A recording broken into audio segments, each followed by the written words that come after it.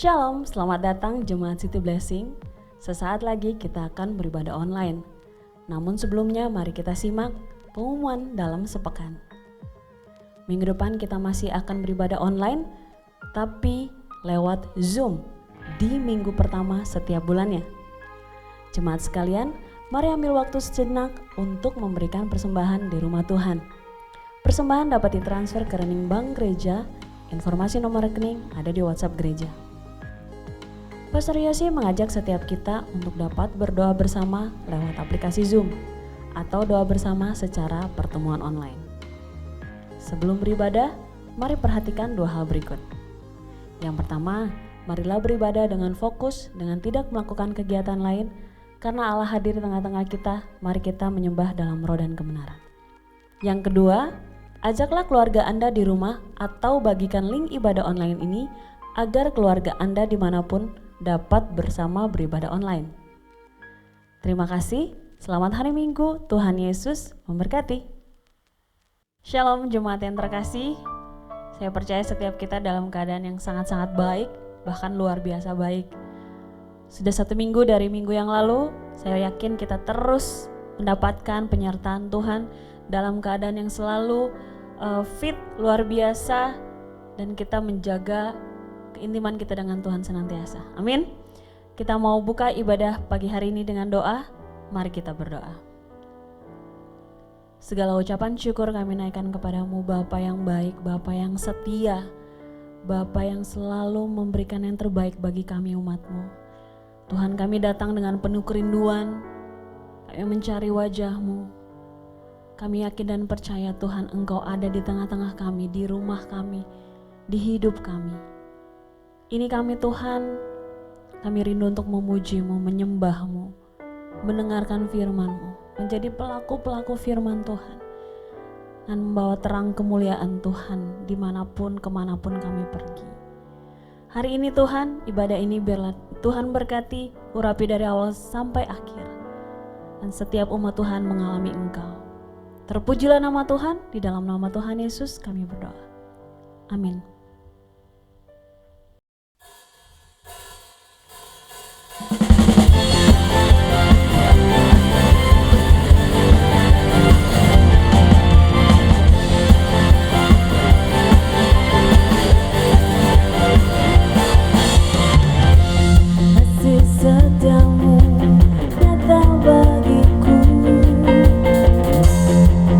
Kebajikan tersedia bagiku.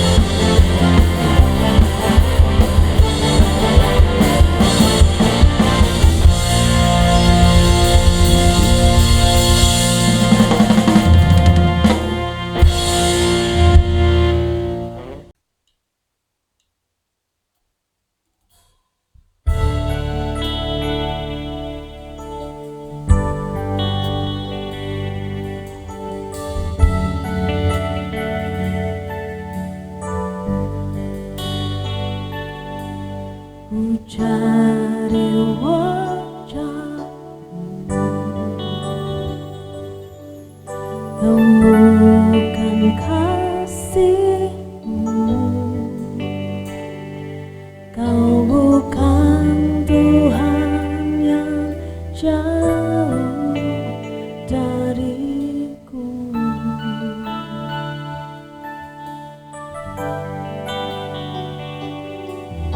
Ku panggil namamu, ku dengar jawabmu. Kau Tuhan yang selalu dengar seruan hatiku.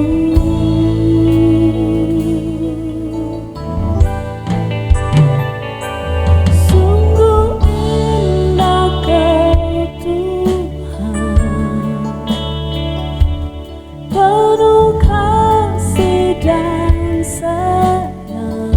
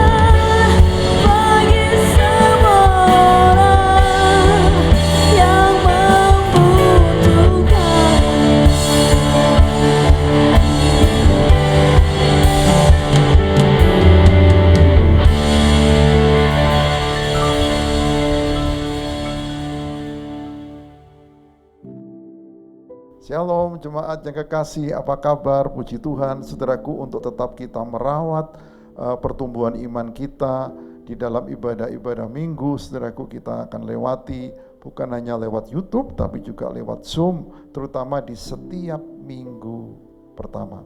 Tolong dicatat saudaraku, setiap minggu pertama. Setiap minggu pertama kita akan ada Zoom dan kita akan bersama-sama menikmati firman Tuhan dan perjamuan kudus.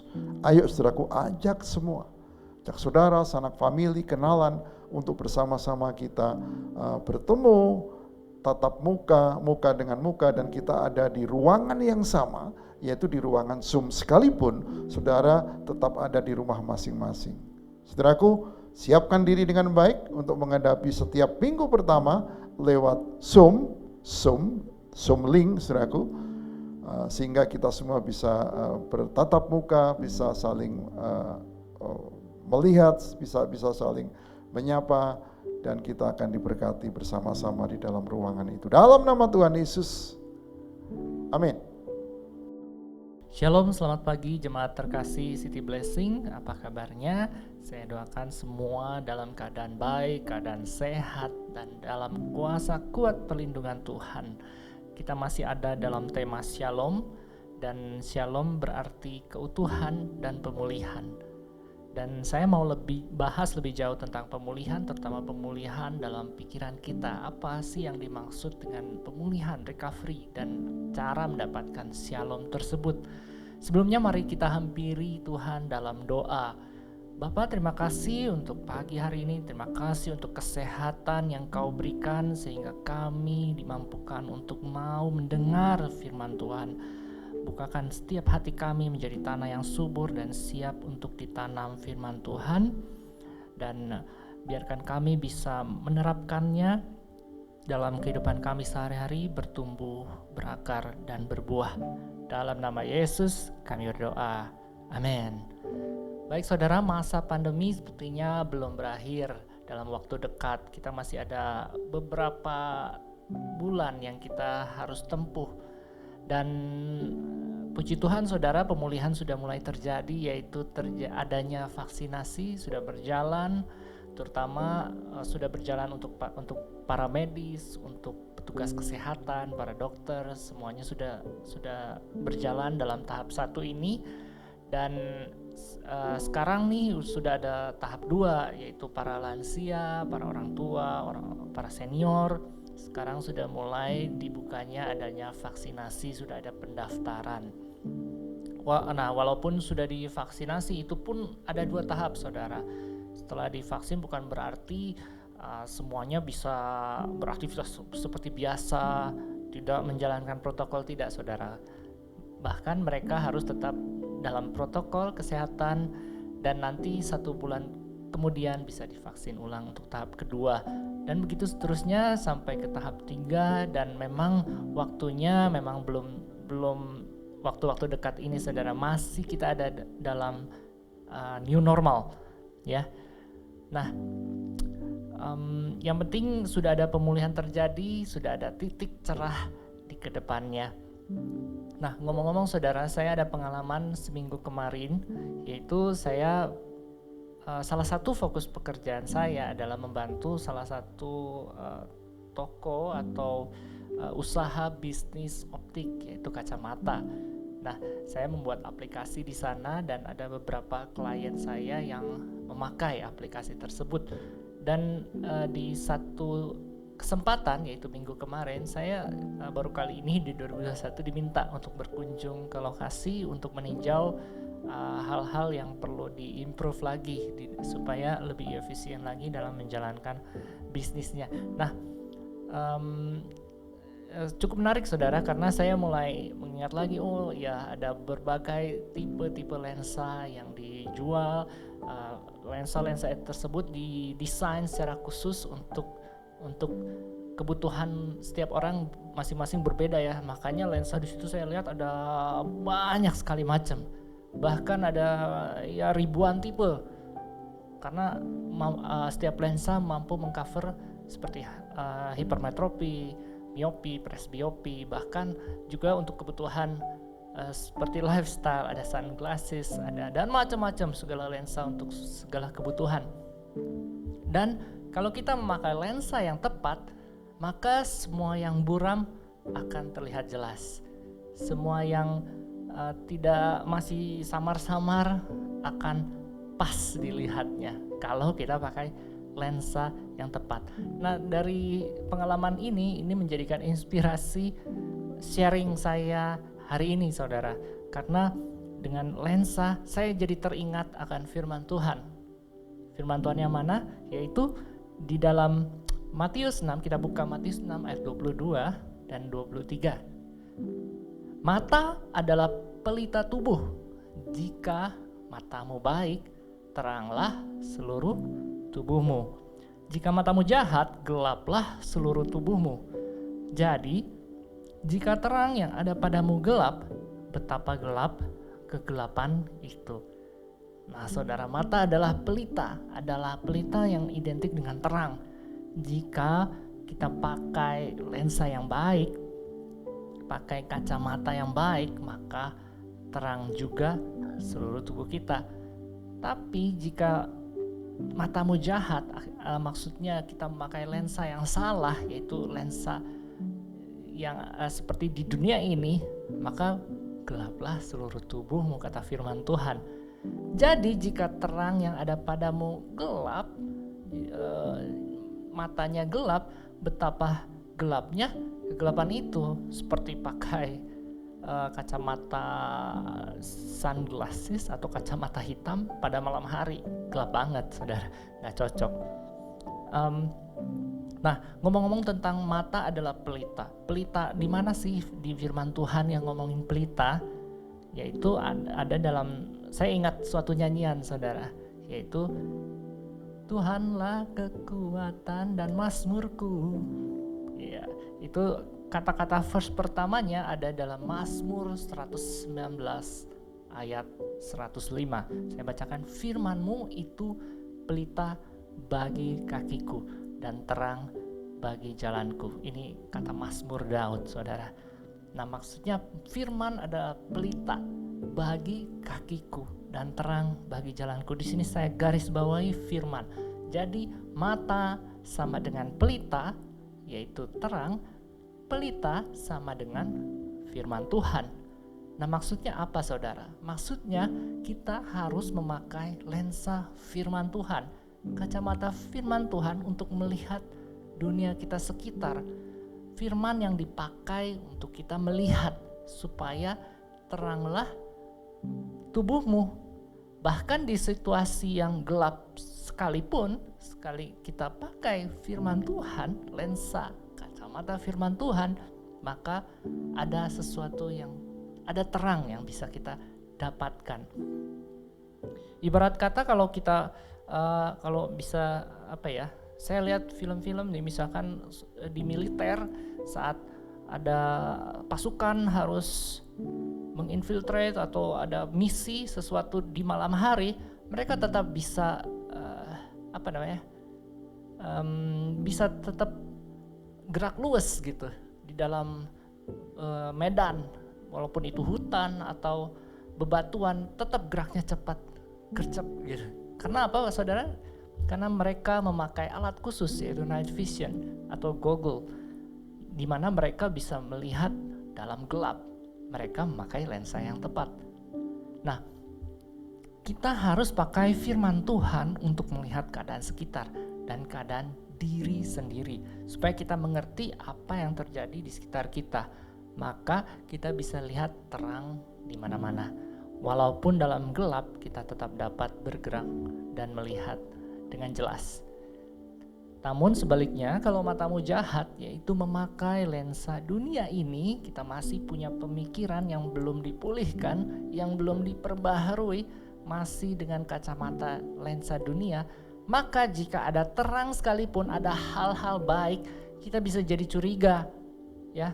Seperti kayak pakai kacamata UV atau sunglasses di siang hari, ya masih agak remang-remang gitu, tidak terlihat jelas. Kita masih mencurigai, apalagi di malam hari, makin gelaplah kegelapan itu.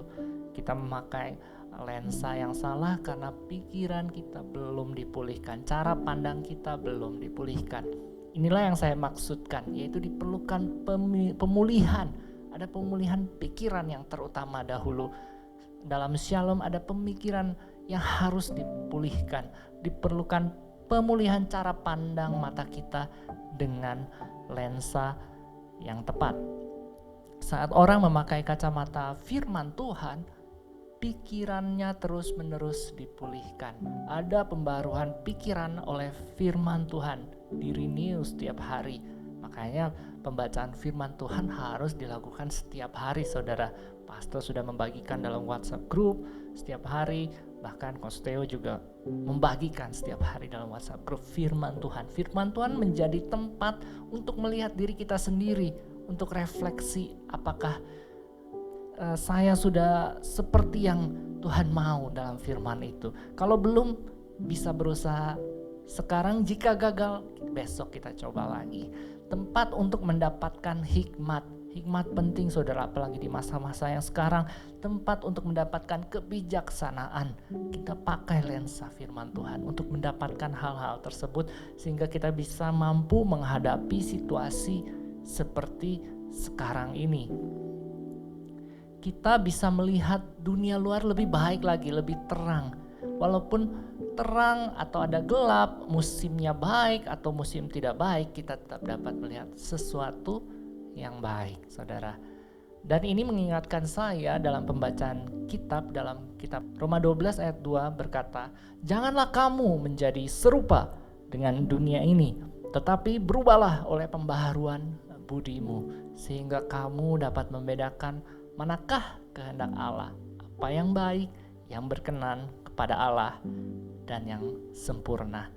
Jangan kamu pakai lensa dunia ini, tapi terus menerus setiap hari di-renew, pembaharuan, update, ada pemulihan setiap harinya, sehingga apa yang buruk sekalipun saat ada firman Tuhan, Tuhan mampu mengubahkan untuk segala sesuatunya menjadi baik.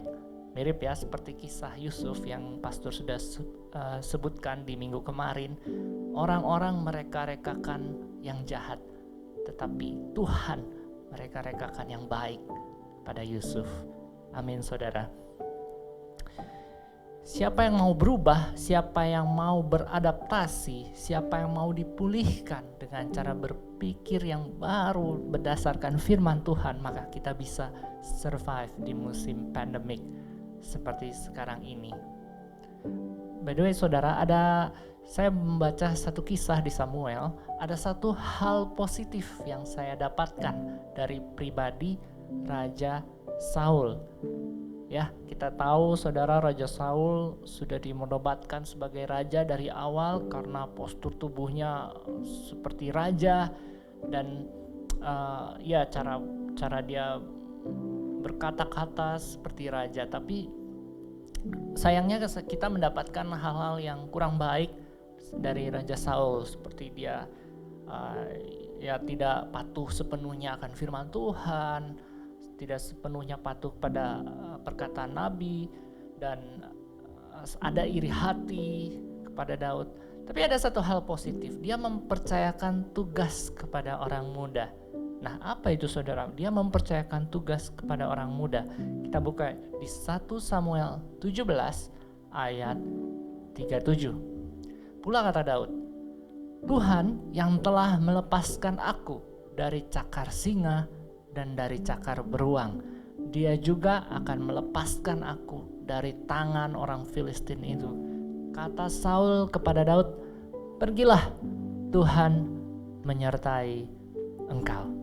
Nah, ini adalah perkataan atau situasi di mana sebelumnya sang orang Filistin, yaitu siapa saudara? Yaitu Goliat, orang yang besar, raksasa, yang menakutkan menurut bangsa Israel. Bangsa Israel ditantang oleh Goliat, 1 lawan 1. Siapa? Kalau yang bisa mengalahkan, kami akan tunduk kepada yang menang, seperti itu. Nah, saudara, di sini Daud berkata, Tuhan sudah melepaskan aku dari singa dan beruang. Dan Tuhan juga akan melepaskan aku dari tangan orang Filistin itu. Inilah perkataan Daud. Daud tidak membesar-besarkan masalah yang ada di sekitar dia, sudah pakai lensanya firman Tuhan. Jadi kalau sudah ada masalah, jangan Goliat besar, raksasa, pasti nggak akan mungkin deh kita bisa ngalahkan dia gitu. Terlalu besar, terlalu nggak mungkin gitu. Tapi Daud tidak membesar-besarkan, malah lebih kecil. Dianggap singa beruang aja bisa ditaklukkan, apalagi dia gitu, orang Filistin. Diperkecil, nggak perlu dibesar-besarkan. Tapi ada satu hal, saudara. Saul adalah orang yang senior, tapi dia dia kasih berkat kepada Daud, yaitu pergilah, Tuhan menyertai engkau. Nah ini saya suka, saudara. Di sini jadi saya ingat akan Apostol Paul ya, dari City Blessing yang sangat-sangat peduli terhadap generasi muda.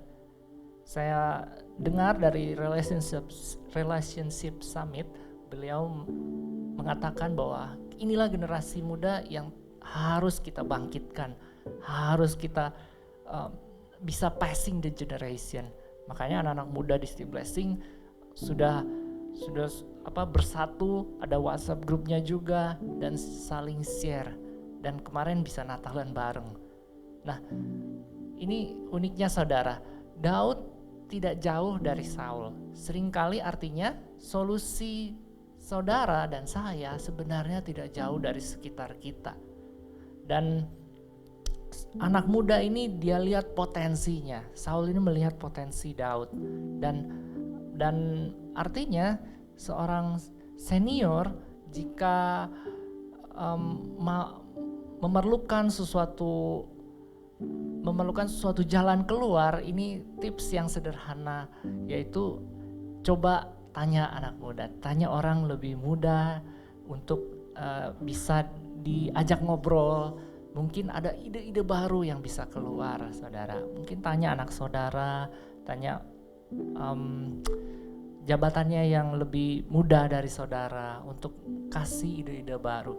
Dan tidak perlu untuk memaksakan ide-ide kita, dan siapa tahu ide dia lebih hebat dan bisa dipakai untuk menjadi solusi, baik di bisnis, baik di pelayanan, baik di keluarga. Kita bisa dengar perkataan anak muda ini. Ini adalah mungkin bisa jadi solusi, saudara. Dan dan jangan juga memaksakan gitu ya, memaksakan dengan pola pikir yang lama, yaitu coba Daud kasih baju perang, ya dia nggak bisa gerak, saudara, sulit. Jangan paksakan pemikiran. Dia punya potensi sendiri, yaitu saat anak muda dipakai dengan kacamata firman Tuhan, dia bisa mengalahkan Goliat. Dan menariknya apa, saudara? Dan Saul pikir untuk mengalahkan orang yang besar dibutuhkan orang yang kuat juga, lawan yang seimbang. Itulah pemikiran lensa kacamata dunia. Masih sederhana. Untuk melakukan bisnis yang besar diperlukan modal yang besar. Untuk mengalahkan raksasa ya butuh orang besar juga, orang yang terampil, orang yang sudah belajar perang dari kecil sampai dewasa. Daud kan gak kayak gitu. Dia menggembalakan kambing domba ayahnya, gak belajar perang. Si Goliat belajar perang dari masa kecilnya sampai dia besar, jago banget gitu. Nah itu Saul masih pemikirannya seperti itu. Tapi apa, saudara, dalam firman Tuhan saya menangkap sesuatu yang penting di sini, yaitu untuk membuka pintu yang besar diperlukan kunci. Dan saya nggak pernah lihat kalau kunci segede pintu. Kunci selalu bisa dikantongin, bisa ditaruh di pinggang, di kantong. Bentuknya selalu kecil, nggak pernah besar-besar. Pintu memang ada yang gede-gede, tapi kunci selalu kecil. Nah inilah kunci dari firman Tuhan. Inilah dimana kita harus pemikiran kita diperbaharui lagi. Yaitu apa, saudara? Ternyata untuk mengalahkan Goliat hanya dibutuhkan satu batu ya. Dari 5 batu yang dia bawa, dia pakai satu, kena matanya roboh, saudara. Nah ini dia memakai kacamata firman Tuhan. Dia tahu kunci kerajaan sorga. Daud tahu Tuhan selalu memakai kita dari apa yang kita punya. Ini maksud saya, saudara. Artinya Anda, saudara dan saya juga bisa, saudara. Tidak perlu harus belajar dulu, tidak perlu harus punya sesuatu yang besar dulu untuk kita bisa menaklukkan sesuatu masalah yang besar. Semua orang memiliki sesuatu di tangan mereka. Benar? Jika dibutuhkan kekuatan yang besar untuk mengalahkan tantangan yang besar, maka tidak semua orang dapat melakukannya.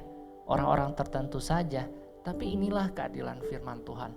Firman Tuhan untuk semua orang, saudara dan saya. Semua orang bisa melakukan hal ini.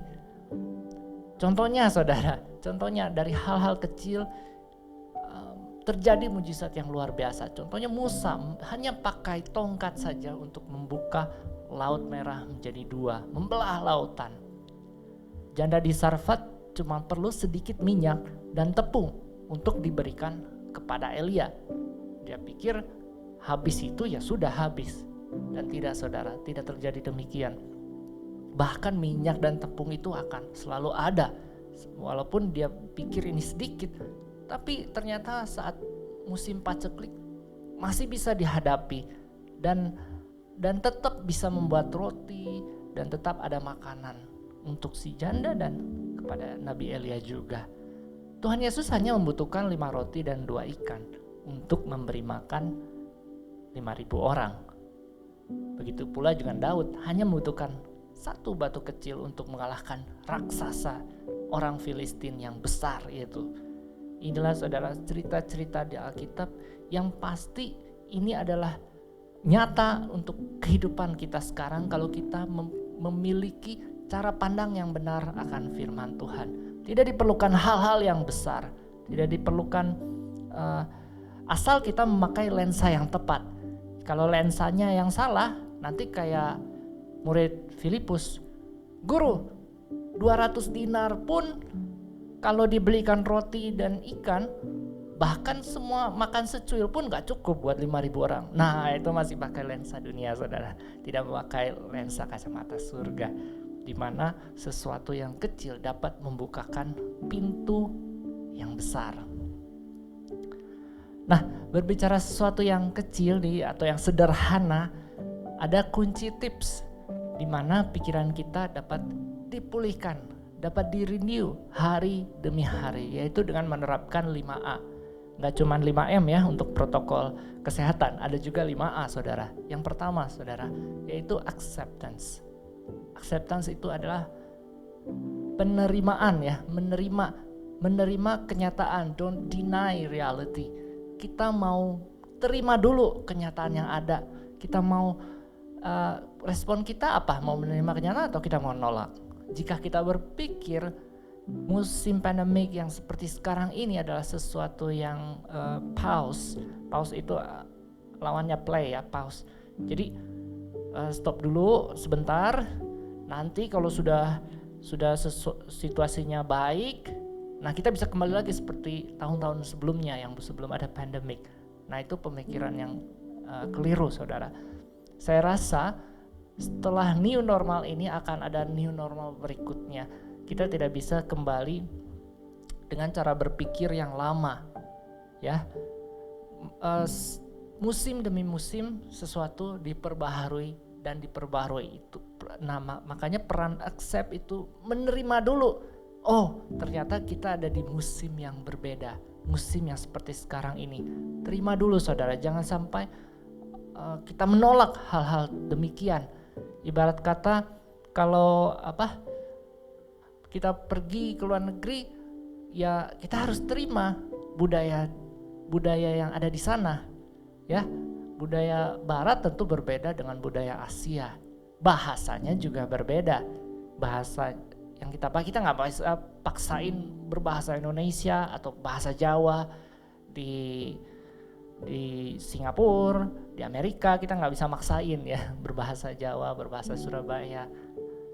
Yang akhirnya kita nggak bisa survive di negeri orang. Kita harus accept dulu. Itu yang pertama. Yang kedua adalah adjust atau menyesuaikan diri. Kitanya sendiri yang harus menyesuaikan diri, bukan iklimnya, bukan sekitar kita, bukan suami kita, bukan istri kita yang harus menyesuaikan diri, bukan pimpinan kita, bukan bos kita, bukan gembala kita yang harus menyesuaikan diri, tapi diri sendiri yang harus adjust, harus menyesuaikan diri. Dan yang ketiga adalah appreciate. Setelah kita melakukan yang pertama yaitu accept, kemudian adjust, baru kita bisa appreciate, yaitu apa? Bersyukur. Kita tidak bisa bersyukur sebelum menerima kenyataan dan tidak adjust dengan pola pikir yang sama atau yang dahulu, yang belum diubahkan, yang belum dipulihkan. Dengan bersyukur kita bisa berkreasi. Kenapa saudara? Karena saat kita bersyukur kita meminta pimpinan Roh Kudus, maka ada hikmat, ada kreasi baru yang diberikan, dan kita bisa menang akhirnya pada musim ini, dan kita sendiri yang akan diuntungkan, dan akhirnya kita bisa berkata puji Tuhan, kita bersyukur. Saat ada tekanan, manusia cenderung untuk berkreasi, menjadi kreatif, menemukan inovasi-inovasi yang baru. Saat Thomas Alva Edison, saat semuanya gelap, dia berpikir kreatif bagaimana menciptakan lampu.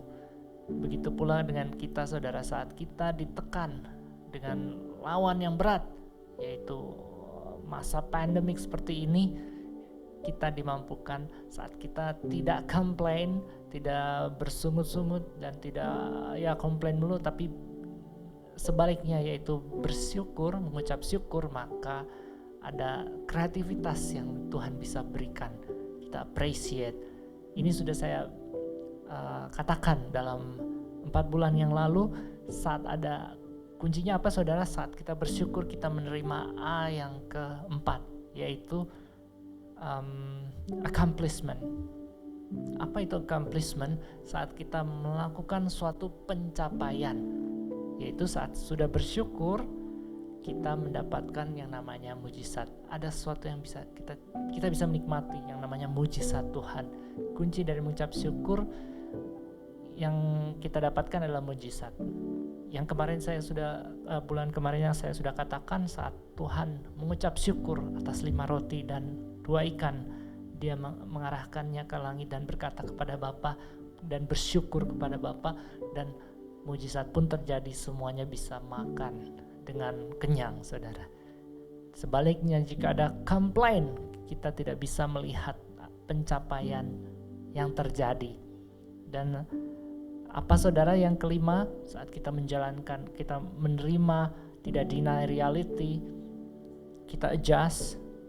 Di negeri orang kita adjust, yaitu di masa yang new normal ini kita adjusting, kita menyesuaikan diri bahwa ya misalkan anak-anak harus belajar di rumah dan pekerjaan jadi ada di rumah, waktu kerja jadi campur aduk dengan waktu keluarga misalkan, atau kemana-mana memang harus pakai masker, semuanya new normal, kita sudah bisa adjust, maka kita bisa belajar yang namanya bersyukur. Saat kita bersyukur kita mendapatkan pencapaian, yaitu accomplishment, mujizat Tuhan terjadi. Dan yang kelima, jika kita yang mau menikmati musim ini dan kita bisa bilang yaitu awesome, amazing. Kita bisa bilang luar biasa di musim COVID ini. Maka jangan sampai kita lupakan 4 poin yang sebelumnya. Sebelum kita mengatakan awesome, kita mean it, kita benar-benar bilang kepada Tuhan, this is awesome, this is amazing. Mau punya pernikahan yang amazing, mau punya pekerjaan bisnis yang amazing, mau punya studi yang accomplish, yang punya sesuatu yang luar biasa, poinnya akan tetap sama saudara, yaitu 5A ini. Inilah tips-tips kecil di mana saudara dan saya mampu menerapkannya dalam kehidupan sehari-hari. Bukan hanya saya saja, bukan pastor saja, tapi Anda juga bisa melaksanakan atau melakukan 5 tips yang sederhana ini dalam kehidupan kita sehari-hari. Untuk membuka suatu pintu yang besar diperlukan kunci yang ukurannya kecil, saudara. Dan penutup doa saya adalah saat Yesus menghadapi badai, murid-muridnya menyaksikan kehebatan guru mereka yang belum pernah mereka saksikan sebelumnya. Mereka melihat sesuatu sisi Tuhan Yesus yang lain saat Yesus menghadapi badai. Contohnya apa, saudara? Saat badai mereka harus menyeberangi sungai dan tiba-tiba ada badai topan, kapal diombang-ambingkan hingga murid berpikir kapalnya akan tenggelam.